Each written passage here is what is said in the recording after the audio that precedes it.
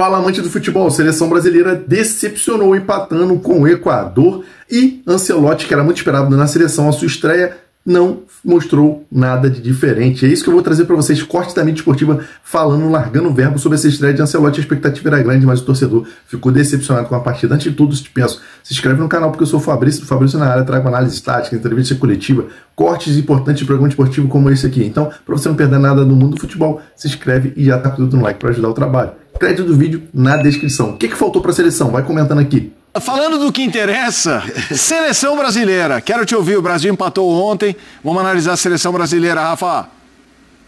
Eu vou dar meus minutos, alguns deles, para o nosso mestre, Oswaldo Pascoal, porque ele chegou ácido, com o pé na porta. Porque o Ancelotti falou na coletiva. Eu gostei do que eu vi. Você perguntou ao Pascoal. E você, Pascoal? Eu não. Acho que ninguém gostou, a verdade é essa, né? E assim, tem muitas razões para isso.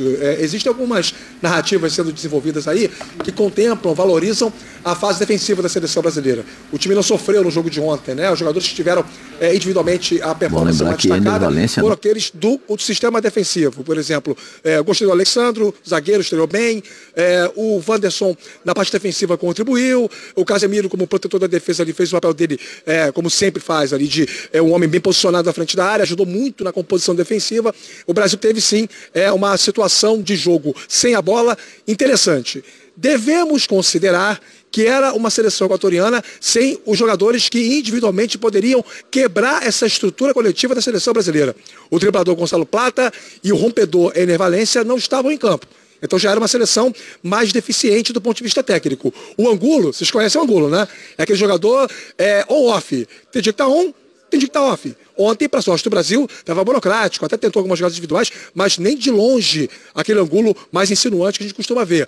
O Caicedo foi escalado pelo PKSS numa primeira linha de meio campo, então não estava muito perto dos homens de frente. Então o jeito com o qual o Equador se comportou facilitou a performance defensiva do Brasil. A gente também tem que considerar isso. Agora, a atuação tecnicamente foi muito abaixo da crítica e eu tenho o sentimento, não é informação, é só o sentimento, que o Ancelotti ontem ele colocou um time para não perder o jogo.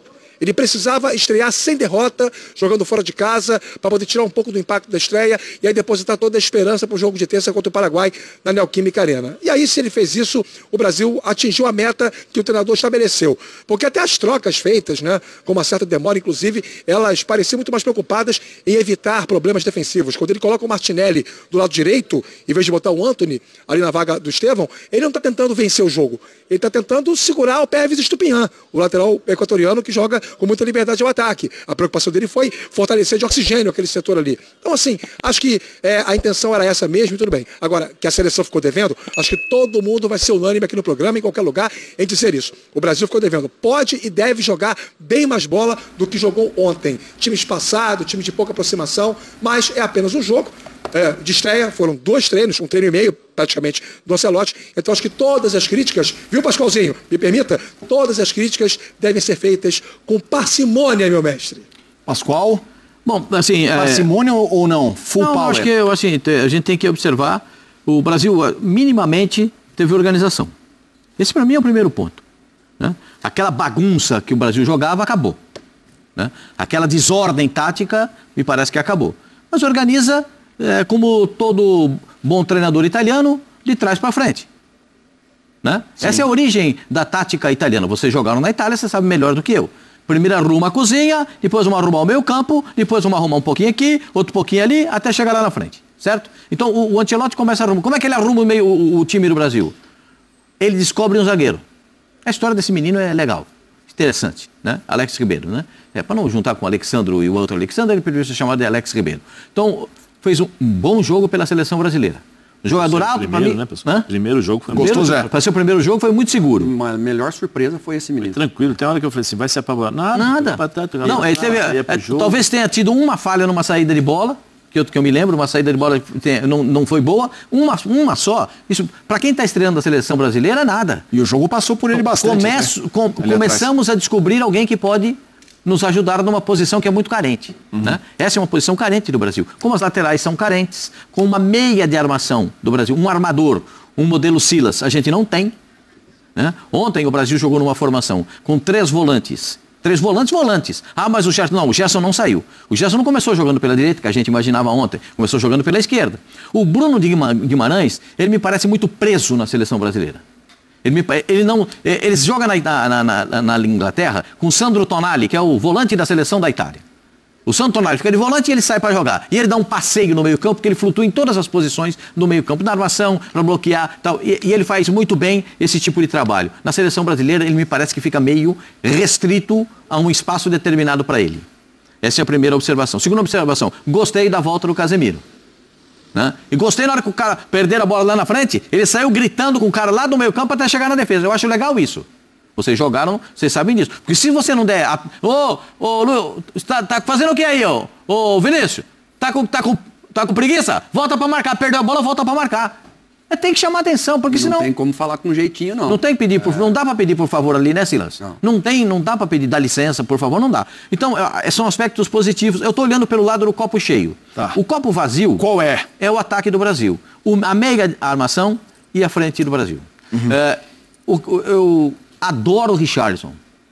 Rapaz, o Richarlison, poxa, é um cara que eu... A gente torce, né? Torço pra ele, mas ontem, vou falar, você não conseguiu dominar uma bola. A Marvada judiou dele ontem. Batia aqui, bateu pá, pu, pá. E a Marvada não parava entendeu? Ela judiou. Mas estava no meio de 2 zagueiros e 2 volantes, Pascoal. Sai um pouquinho para receber. Você falou dos 3, dos 2 do meio.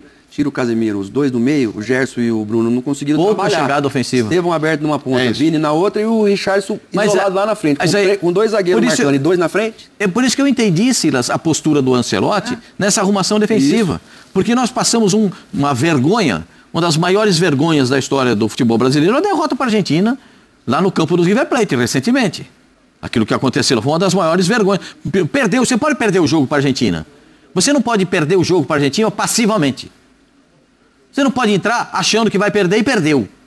Entendeu? Essas coisas que me incomoda. Isso me incomoda. E a gente precisa melhorar. O Estevão não foi ponta nem meia.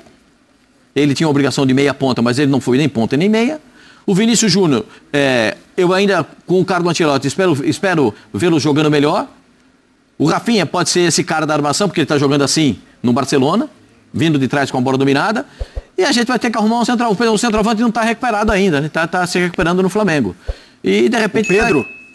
Eu não acho que seja. Desculpa, eu sei que você fala.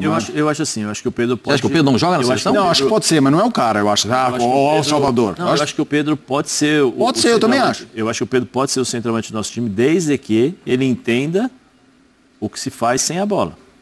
Ele faz bem isso. Porque ontem ficou muito claro. Perde a bola, todo mundo pressionando, todo mundo correndo, volta para o meio campo e dando combate e tal. Porque não existe mais hoje no futebol o cara que fica sozinho lá, só cercando, deixando e tal. Especialmente em seleção. Sim. Seleção não tem isso. Então, assim, o recado ontem, logo no começo do jogo, estava muito claro. E ele já tinha falado, né?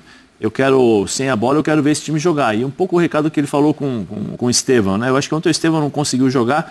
Não sei se o Ancelotti chegou a assistir alguns jogos do Estevão no Palmeiras e as funções que o Estevão fazia no Palmeiras são funções diferentes. O Estevão não bota para marcar. O Palmeiras tem uma compensação no sistema tático para justamente deixar ele tranquilo ali para contra-ataque e abastecer com a bola nos pés para ser o desafogo. E sempre ter a jogada no 1 contra 1. Aqui tem sempre o Richard Rios ali, ou o Moreno, ou qualquer um ali para fazer isso. Mas tem o sistema para isso. Deixar ele livre. Ontem, dava para você ver, o menino não sabia se ele voltava para ajudar na marcação, quando ele ia puxar, ele estava muito longe. E o lateral esquerdo, o Estupiñán, além de forte fisicamente... Ao lado, os dois, né? Tanto o Estupiñán como o cara que jogava na frente também. Peço perdão pelo nome.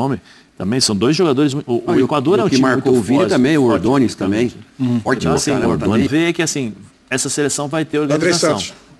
Essa seleção tem uma organização tática defensiva. Agora, ofensivamente, ele vai precisar trabalhar. É isso aí, pessoal. Esses foram os cortes da mídia esportiva que eu separei para vocês, repercutindo esse empate da seleção. Muitos brasileiros assistindo a partida com a chegada de Ancelotti, tentando retomar aquela paixão pela seleção brasileira, mas acabaram decepcionados, não vendo nada de muito diferente na nossa seleção, o que costumava ver com os demais treinadores que passaram antes do Ancelotti. Eu quero saber a sua opinião. O que você acha que falta na seleção, enfim, para começar, pelo menos, não vou falar para jogar extraordinariamente, mas começar a dar outra cara. Comente aqui a sua opinião. Se tem jogador que deveria ir, que não foi, tem jogador que está lá que não deveria ter sido convocado, ou que está no banco tem que ser titular. Vai botando a sua opinião aqui, que ela é muito importante para a gente debater e chegar a um consenso de o que falta para a seleção, para, enfim, começar a mudar essa cara que vem tendo nos últimos anos. Tamo junto, Forte abraço.